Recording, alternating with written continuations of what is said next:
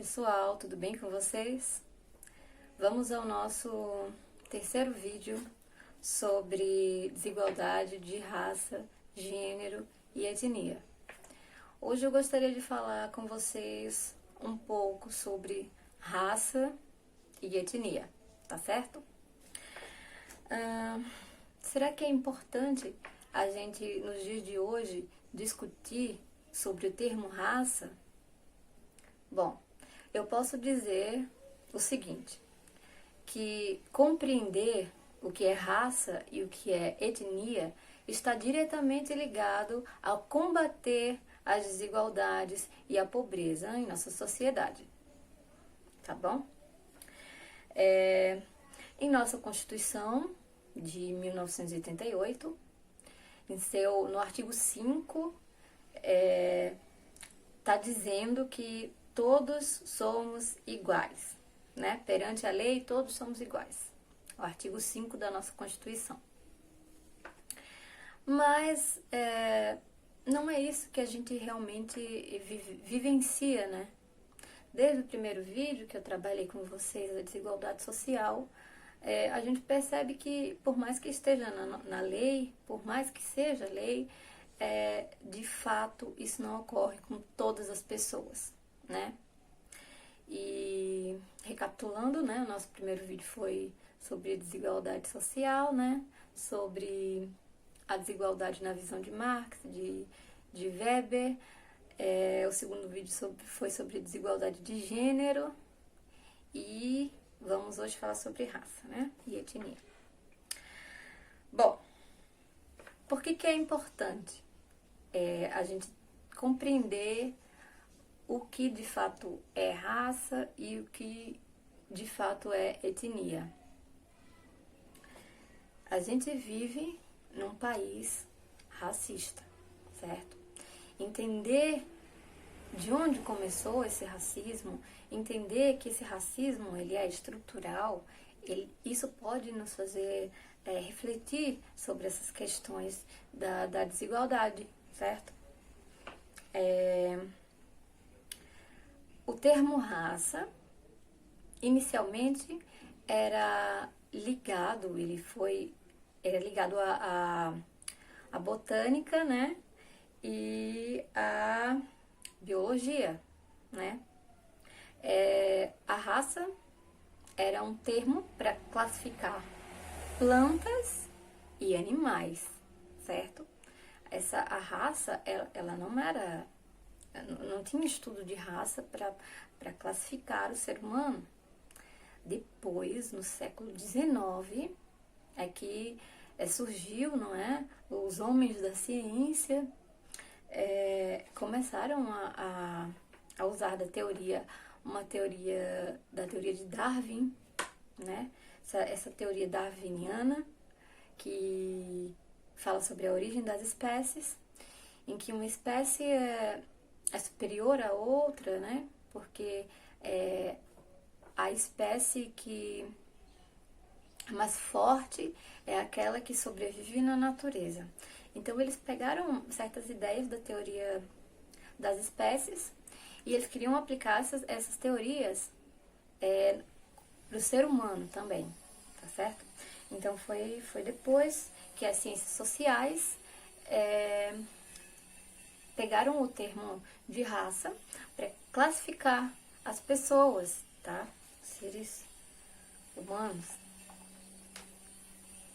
Então, essas discussões sobre raça, elas perpassam a academia, são discussões acadêmicas, discussões políticas e são discussões do nosso cotidiano, né? Eu aposto que você já se deparou na rede social ou não, ou, sei lá, indo trabalhar no ônibus, sobre alguma coisa ligada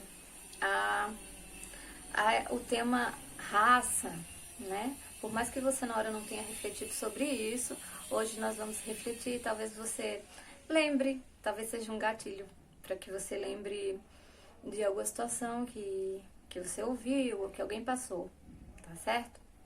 Então, vamos lá. Então, um breve histórico da ideia de raça, certo? Segundo historiador Thomas Skidmore, em 1989, ele disse que esse debate, né, era perpassado pelas noções de diferenciação e hierarquização social, tá?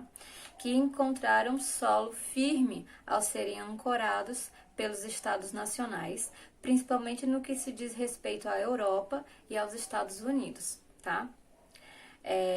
De uma forma ampla, a gente falando de forma ampla, pode-se dizer que a ideia subjacente às escolas que estudavam essas teorias raciais giram em torno de uma ideia naturalizante de raça. Isso quer dizer que a raça, segundo esse pensamento, tá, indica diferenças biologizantes entre os sujeitos, que acabam por gerar hierarquias sociais tidas como naturais. E essas hierarquias, né, essas pessoas que estudavam sobre raça, elas se achavam superiores. Então, esse padrão, até hoje, qual o padrão hoje? O que a gente olha e diz, temos que ser assim, né? É assim que precisamos ser para ser uma nação evoluída, para ser uma pessoa notória, né? O padrão de beleza, o padrão de inteligência, o padrão de cultura é o padrão europeu, né? Então, até hoje, a gente tem questões a serem resolvidas quanto a isso, não é? Então, aqui está em jogo uma noção evolucionista que coloca no topo da escala, como classe modelar, como objetivo a ser atingido, o povo europeu. Esse fato justificaria a supremacia da Europa em relação aos demais povos do globo. Diferenças culturais passíveis de serem lidas por meio de diferenças expressas no corpo, como a cor da pele, né, eram vistas como etapas rumo ao progresso das sociedades mais adiantadas, as sociedades europeias. E eu passei um vídeo para vocês, né, sobre a desigualdade racial no olhar de uma criança. Eu mostrei para essa criança alguns vídeos sobre a desigualdade, vídeos mais didáticos, diretos ao ponto, e aquela foi a visão da criança, segundo o que ela entendeu sobre os vídeos, né?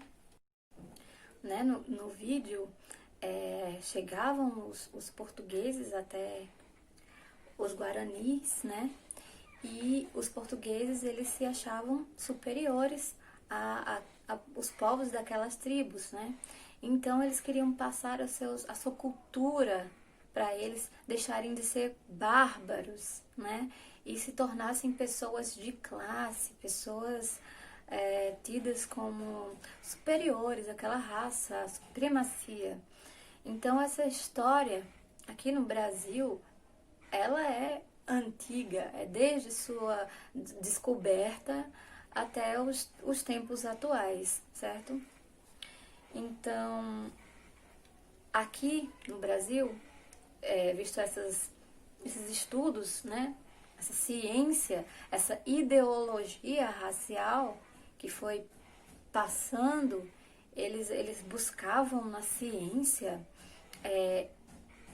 uma prova, né, de que existia essa hierarquia de uma raça sobre outra, né?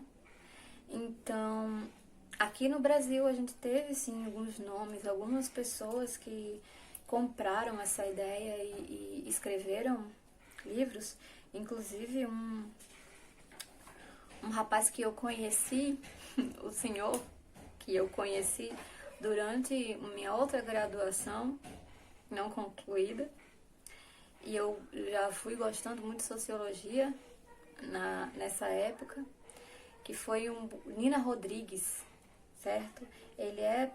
Nina Rodrigues foi professor de medicina da Universidade da Bahia, né? E ele estudou e tentava, né, embasar esses estudos do século XIX, que existia essa hierarquização. Então, Nina Rodrigues, ele escreveu a obra Os Africanos no Brasil, certo? Então vamos lá, segundo Skidmore, Nina Rodrigues. Nina Rodrigues procura entender de que forma os africanos são incorporados ao país e como isso se dá no campo cultural. Segundo o autor, a presença negra, segundo o autor Nina Rodrigues, tá? Aqui é um relato de Skidmore, mas ele está falando sobre Nina Rodrigues. Segundo o autor, a presença negra seria um fator explicativo para a inferioridade do povo brasileiro, né? Ele era professor de medicina da Universidade da Bahia, tá? Nina Rodrigues. Ele realizou em sua análise um cruzamento de perspectivas que levou em conta elementos da cultura afro-brasileira e elementos de natureza médico-biológica. Isso desembocou em análises negativas do caráter racial brasileiro, que efetuavam relações de raça com potenciais criminosos, certo? Dando um link aqui, eu preciso falar sobre isso, sobre essa questão de raça criminosa, né? Eu estava conversando com um colega e a gente falando sobre racismo. Na verdade, eu posto coisas nas redes sociais, né? Eu posto stories, todo mundo costuma fazer isso. E eu postei em relação a um fato triste que ocorreu às vésperas do Dia da Consciência Negra. E um colega meu veio questionar isso no WhatsApp. E eu também tive que conversar com ele, né? Porque a gente tá aberto ao diálogo. Então eu converso, eu falo, né? Tento dialogar, certo? E eu falei pra ele, mas olha, dados, né? Eu mostrei para ele dados de que a maior população carcerária brasileira é composta de negros e pardos. E ele me disse assim, mas é lógico, porque o Brasil tem 53% de negros, 53% dos brasileiros são negros, declarados negros. Então é normal que a maioria dos negros estejam compondo a prisão, né? A população carcerária vai ter mais negros, segundo ele, porque temos mais negros no Brasil. Porém, eu acho curioso, e disse isso a ele, que a população, a maior parte da população carcerária é negra, mas a que está em evidência de forma positiva não é. Nos jornais, nas novelas, nas propagandas, ocupando cargos de prestígio como médicos, no parlamento, né? Então, cadê? Onde está a minha representatividade negra nesses locais? Eu sou negra e sou de 1989, como falei no outro vídeo. E eu posso dizer que era muito difícil para mim olhar na televisão e não me ver em personagem nenhum, praticamente. Eu não me enxergava. E isso para uma criança, para a autoestima de uma criança, é péssimo. É você olhar para a TV e só ter pessoas padrão, né? Brancos, do cabelo bem liso, meu cabelo sempre foi grosso. E isso fazia com que eu me odiasse, com que eu desejasse não ser negra, ser branca, ter o cabelo da cor da Barbie. E eu me lembro muito bem que uma vez eu pegando minhas bonecas e brincando com minhas bonecas, o cabelo das minhas bonecas. Eu pensava que talvez quando eu crescesse, eu poderia acontecer alguma coisa que eu ficaria assim, já que na televisão todo mundo era assim. A maioria das pessoas era assim. E, e era muito difícil. Teve uma postagem minha no Facebook faz um tempo já, em que eu, criança, estava vendo uma revista, eu não me lembro qual foi a revista, e apareceu Jorge Benjor na revista. Aí eu pensei, o que esse cara tá fazendo aqui? Jorge Benjor. Na revista, o que ele tá fazendo aqui? O rosto dele, uma página toda pra ele na revista. Eu fiquei achando um absurdo. Não, mas tá errado esse homem aqui nessa revista. Por que tava errado esse homem naquela revista? Pra uma criança de, acho que tinha uns 7 para 8 anos, em que estavam falando da música de Jorge Ben. Pra mim era um absurdo porque eu não tinha representatividade. Eu achava que essas pessoas como eu, elas não poderiam aparecer em revistas ou na TV. A gente tinha que fazer alguma coisa para ser como aqueles que estavam em evidência e que não eram nós, por mais que a gente tivesse talento para isso, tá? Então esse é um link sobre o quanto que isso pode ser prejudicial na vida do ser humano, das crianças. Poxa, se a gente é maioria, então o que está acontecendo? Por que toda essa desvalorização? Então essa é a importância de se falar sobre isso, tá? E esse é o lugar de fala de algumas pessoas. Bom, então dando continuidade aqui aos nossos estudos sobre raça. Não teve só o Nina Rodrigues aqui no Brasil, né? Tiveram outros autores. Então, além do Nina Rodrigues, né? O Silvio Romero também foi um autor que falou sobre esse sentido da raça. Em sentido semelhante a Nina Rodrigues, Silvio Romero apresentou negros e índios como derrotados e decaídos, respectivamente. Né? Negros derrotados e índios decaídos. Né? Romero viu o Brasil como portador da mestiçagem, porém acreditava no potencial renovador que poderia advir pelo papel do homem branco. Sério, Romero? Na Constituição do país. Associa-se a isso a ideia de que a imigração de europeus ao Brasil promoveria, ao longo das gerações, um processo de branqueamento e, portanto, civilizador. Conheci o Romero também quando eu estava estudando sociologia, uma disciplina que eu paguei. Aí eu conheci o Nina Rodrigues e conheci também o Silvio Romero. E essas ideias meio torpes, né?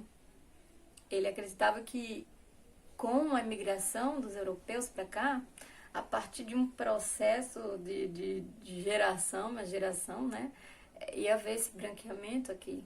Porque o problema do Brasil era a cor da pele dos brasileiros. O problema de ser um país atrasado se resumia a esses dois autores, a presença do negro e do índio. Será que esses pensamentos eles acabaram? Ou será que ainda existe um respingo, ou mais do que respingos, desse pensamento de Nina Rodrigues e de Silvio Romero na nossa sociedade hoje? A gente pode parar um minuto e fazer essa reflexão. Estamos livres desse tipo de pensamento? Pense aí comigo. Depois você me responde. Depois você responde no grupo para todo mundo. Mas é com Gilberto Freire, em 1990, 1987, que a ideia de miscigenação racial como portadora da negatividade do povo brasileiro, começa a ser desconstruída. Ele tem duas obras conhecidas, o Gilberto Freire, Casa Grande e Senzala, e Sobrados e Mucambos, certo? Lida com a concepção de que foi exatamente a miscigenação que promoveu um tipo de democratização social no Brasil. Então, esse Freire, Gilberto Freire, ele acreditava que a miscigenação, ela sim, que permitiu esse processo de democratização social aqui no Brasil. Não via mais como ruim essa questão da miscigenação brasileira, certo? E esses estudos eles foram avançando, tá? Bom, não pense que com esses estudos de Gilberto Freire, essa questão da raça superior, ela ficou para trás, né? Temos a prova cabal disso, seria a figura do mestiço, certo? Resultado final dessa democratização do povo brasileiro, o mestiço, tá? Essa noção atua fortemente na construção de um caráter brasileiro, que apresentaria como característica proeminente a ausência de preconceito racial no Brasil. Porém, conforme vem nos demonstrando uma série de estudos sobre raça no Brasil, esse mito de democracia racial, aconteceu esse mito de democracia racial através desses estudos e com a presença do mestiço, né? Acabou esse clima de negatividade dessa mistura de raças, acabou tudo isso, então acabou o racismo completamente, não existe isso, não tem mais isso. Mas não é bem isso que acontece mesmo, ainda existe até hoje essa questão, esse racismo estrutural que a gente vive. Então isso seria um mito, essa democracia racial que eles disseram depois, tá? Segundo Deise Barcelos, em 1996, o fato da sociedade brasileira possuir a democracia racial como ideal, afirmado e desejado, conduziu encobrimentos da realidade das relações entre brancos e negros. Então, esse estudo, ele acabou encobrindo o que realmente acontece. E talvez seja por isso que algumas pessoas cheguem a dizer que não existe mais racismo no Brasil, né? Não, a gente é um povo bonito, a nossa cultura, a nossa cor, e não sei o quê, e tem gente de toda a cor. Aí normalmente vem depois disso o discurso de que não existe racismo no Brasil.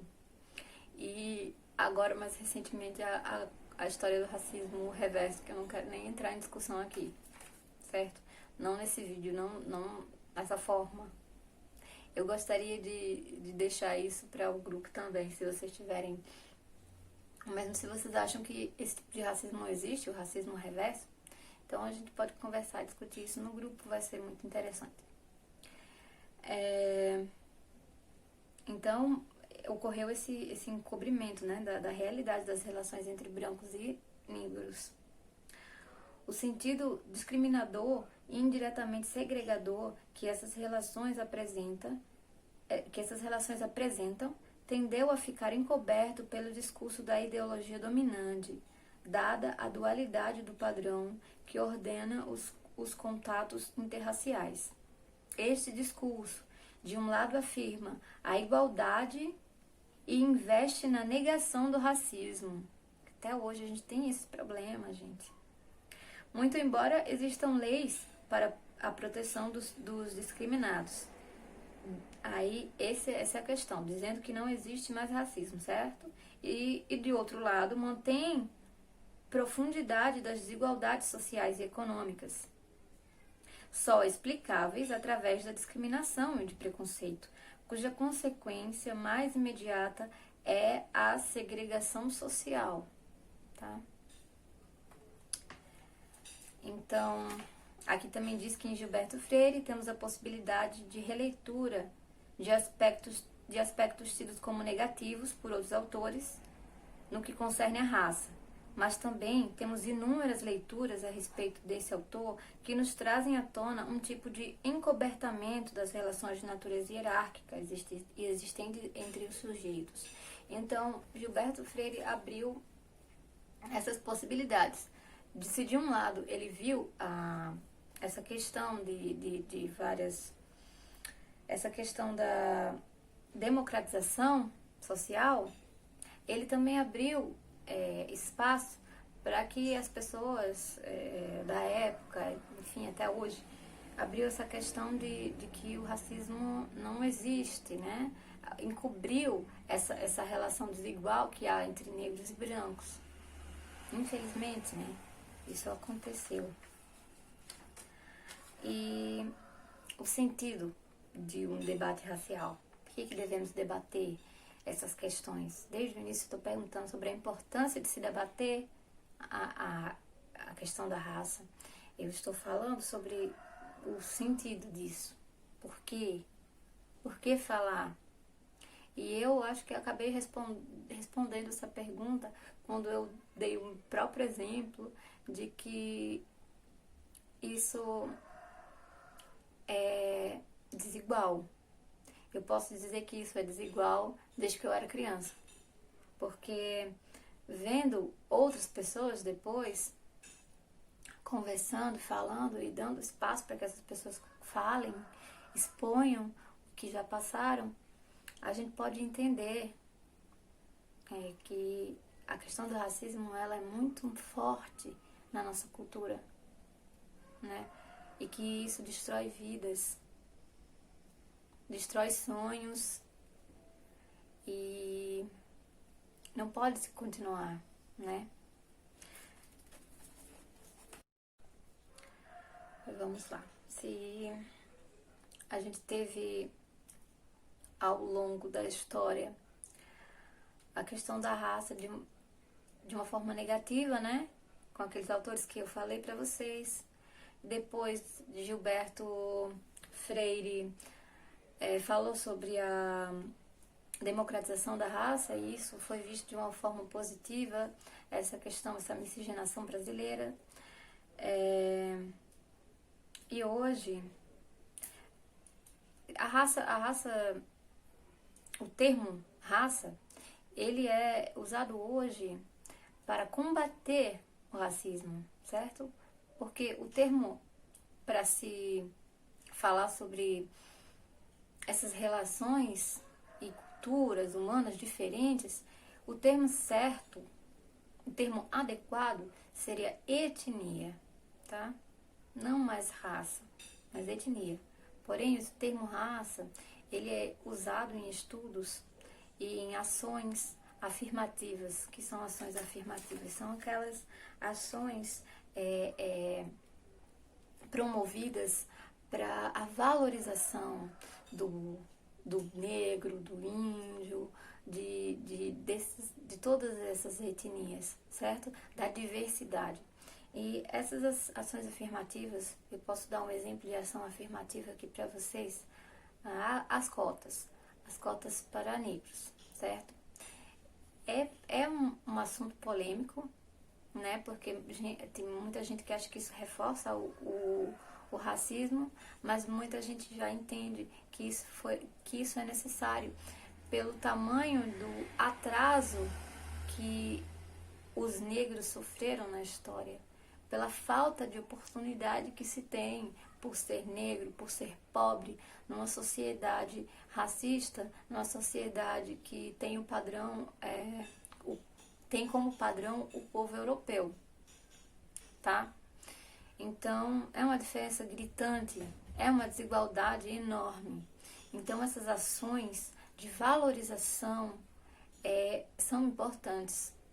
Agora temos o Dia da Consciência Negra, dia 20 de novembro, que também escuto pessoas dizendo que é uma bobagem, porque deveria ter não devia ter um dia da consciência negra. E o dia da consciência branca deveria ser o dia da consciência humana, certo? O dia da consciência humana.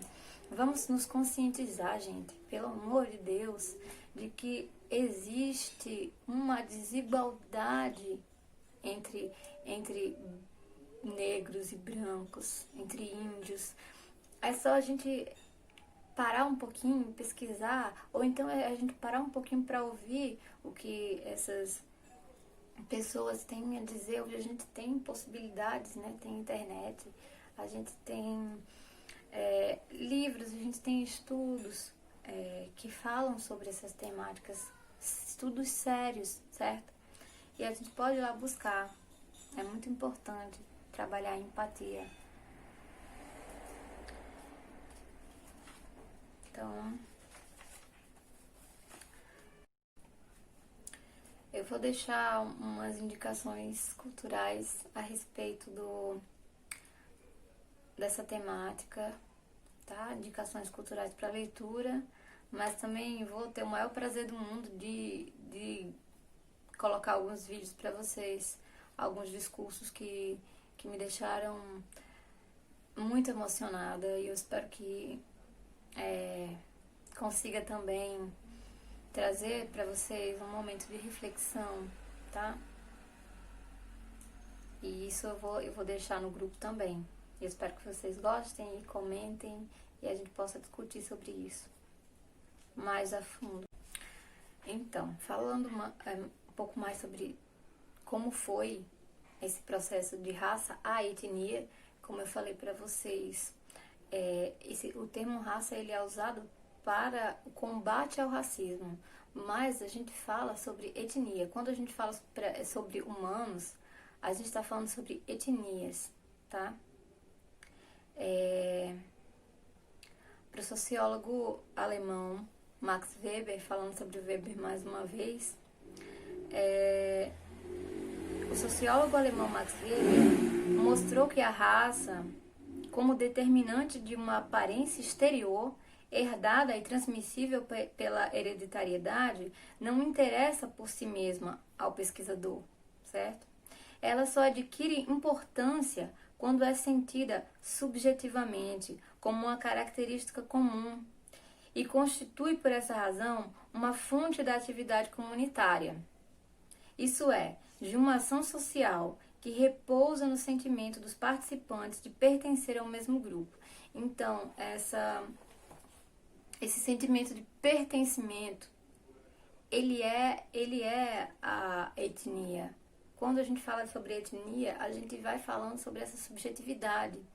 São pessoas que pertencem ao mesmo grupo. Como? Falando só de fenótipo? Falando só de características físicas? Não. Falando sobre a cultura, falando sobre crenças, falando sobre esse valor, esse pertencimento. Ah, eu sou de tal etnia. Eu creio, como esse grupo crê, eu acredito nesse tipo de coisa, minha cultura é assim, o meu jeito de pensar é assim, certo? Então, isso é etnia. E é assim, nessa subjetividade que a gente precisa, que a gente pode falar sobre essas relações humanas. Não classificar pessoas através de fenótipos só. Não é isso o que os estudos diziam sobre a raça, mas a etnia é esse sentimento de pertencimento a um determinado grupo, tá? Que acreditam nas mesmas coisas, certo? Então essa é a diferença, essa é a questão da etnia, tá ok?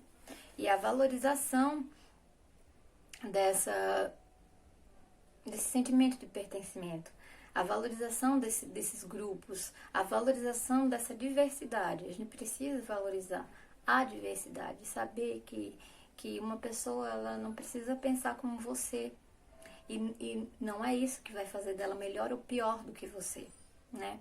A gente precisa entender, aceitar, tolerar, trabalhar a tolerância, entender que a cultura do outro é rica, que a cultura do outro é bem-vinda, assim como a minha cultura também é rica e bem-vinda, certo? E não vir com essa de, essa tal cultura é superior à outra. Isso não existe, isso não deve existir, tá?